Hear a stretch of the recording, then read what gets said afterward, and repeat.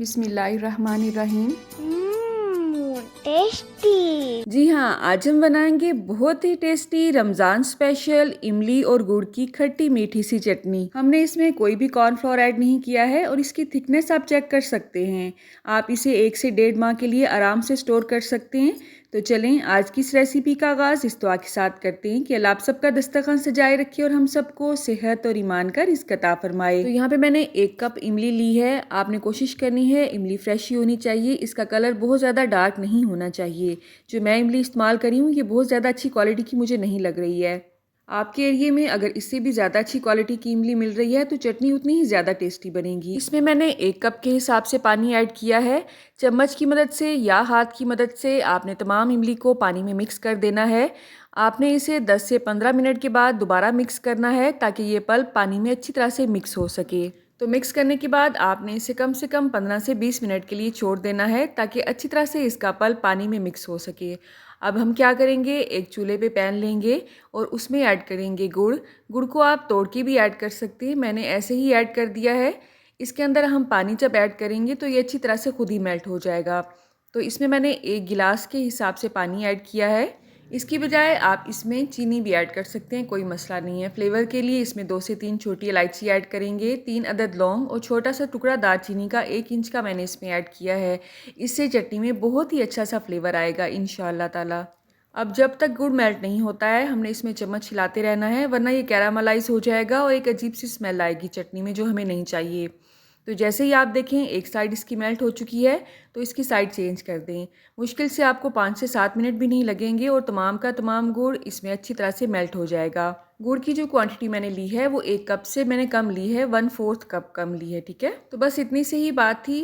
पानी और गुड़ का हमने शीरा रेडी नहीं करना है, जस्ट इसमें हमने मेल्ट ही करना था जो हो चुका है। अब इसे हम छान लेंगे और एक साइड पे कर देंगे। अब आते हैं पल्प की तरफ। तो आपने देखा है 15 से 20 मिनट मैंने इसे कवर करके रखा था और दरमियान में 2 से 3 दफ़ा अच्छी तरह से चम्मच हिलाया था और इसका पल्प अच्छी तरह से निकल चुका है। हम इसे छान लेंगे। आप चाहें तो हाथ की मदद से भी ये गुठलियाँ अलग कर सकते हैं, लेकिन वो थोड़ा सा मुश्किल काम लगता है मुझे। मैं हमेशा इसी तरह से छान के ही इसे अलग करती हूँ। अब इस पल्प को और गुठलियों को भी हमने फेंकना नहीं है, बल्कि इसमें से हम मज़ीद अभी पानी निकालेंगे। तो इसकी थिकनेस आप चेक कर सकते हैं। बहुत ही जल्द रमज़ान स्पेशल मैक्रोनी चना चाट की रेसिपी मैं आपके साथ शेयर करूंगी। इसके लिए हमें ये पल्प चाहिए होगा, इसलिए 3 से 4 चम्मच मैंने अभी से अलग कर लिए हैं, ठीक है। अब ये जो गुठलियाँ और गूदा रह गया है इसमें मैंने आधा कप मज़ीद पानी का ऐड किया है। इसे भी दोबारा हमने अच्छी तरह से मिक्स करने के बाद छान लेना है। एक दफ़ा छानने के बाद अगर आपको अभी भी लगे कि गूदे के ऊपर अभी आप मज़ीद पानी डालने के बाद पल्प निकाल सकते हैं, तो आप इसमें एक दफ़ा मज़ीद पानी ऐड कर सकते हैं। मैंने इसी तरह से अच्छी तरह से मसल के गुठलियों के ऊपर से गूदा निकाल लिया है, लेकिन इससे पहले आपने अच्छी तरह से हैंड को वॉश कर लेना है या ग्लव्स चढ़ा लेने हैं, ठीक है। तो मैंने जस्ट एक दफ़ा ही इसमें मज़ीद पानी ऐड किया था और इस तरह से दबा दबा के तमाम गुठलियों से इसका पल्प मैंने रिमूव कर लिया था। बाज़ लोग क्या करते हैं, हाथ की मदद से इसकी गुठलियाँ रिमूव कर लेते हैं और इसकी जो पॉकेट्स होती है वो चटनी में ही रहने देते हैं। आप वो तरीका भी कर सकते हैं अगर आपको वो ईजी लगता है तो, ठीक है। तो अल्हम्दुलिल्लाह आपने देखा इसका पल्प अभी भी काफ़ी थिक है। तो इसमें अब हमने वो पानी ऐड करना है जिसमें हमने गुड़ को मेल्ट किया था। इसके बाद हमने इसे चूल्हे पे चढ़ा देना है। अगर तो आपने इस चटनी को लंबे अरसे के लिए महफूज नहीं करना है तो इस पॉइंट पे आप इसमें कॉर्नफ्लोर का मिक्सचर भी ऐड कर सकते हैं। अच्छा, इसमें कुछ स्पाइसेस ऐड करूँगी मैं। इसमें शामिल है नमक, थोड़ा सा इसमें सुरख मिर्च का पाउडर ऐड करेंगे। नमक मैंने अपने हिसाब से ऐड किया है, आपने अपने हिसाब से ऐड करना है। थोड़ा सा मैंने अदरक पाउडर ऐड किया है और थोड़ा सा ही अपने टेस्ट के हिसाब से आपने इसमें चाट मसाला ऐड करना है। क्वांटिटी की जो रेशियो मैंने रखी है वो आपको मैं डिस्क्रिप्शन बॉक्स में लिख दूँगी ताकि आपको आसानी हो सके, ठीक है। क्योंकि अब इसमें हमने गुड़ वाला पानी ऐड कर दिया है तो इसको अगर आप इसके हाल पे ही छोड़ देंगे तो ये नीचे से जल भी सकता है। तो आपने वक्फे वक्फे से इसमें चम्मच हिलाते रहना है। चूल्हे की आंच को दरमियानी से मीडियम ही आपने रखना है, फुल फ्लेम पे नहीं बनाना है, ठीक है। तो हम बात कर रहे थे अगर आपने इसे लंबे अरसे के लिए महफूज नहीं करना है, हफ्ते से 1.5 हफ्ते के अंदर अंदर ही आपने इसे इस्तेमाल कर लेना है, तो आपने क्या करना है, 3 से 4 चम्मच पानी लेना है, उसमें 2 चम्मच कॉर्नफ्लोर को मिक्स करके इसमें ऐड करना है। तो ये फ़ौरन ही थिक हो जाएगी और आप इसे 1 से 1.5 हफ्ते के लिए आराम से फ्रिज में रख के इस्तेमाल कर सकते हैं। मैं इसमें डाल रही हूँ 1/4 चम्मच के हिसाब से टाटरी।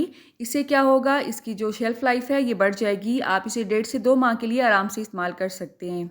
इसमें मज़ीद फ्लेवर ऐड करने के लिए इसमें आप काला नमक भी ऐड कर सकते हैं। मैंने 1/4 चम्मच से भी थोड़ा सा कम इसमें काला नमक ऐड किया है। काले नमक की खुशबू इस चटनी में बहुत ही टेस्टी लगती है। आप अपने हिसाब से इसमें तिल भी ऐड कर सकते हैं, चार मगज़ भी ऐड कर सकते हैं।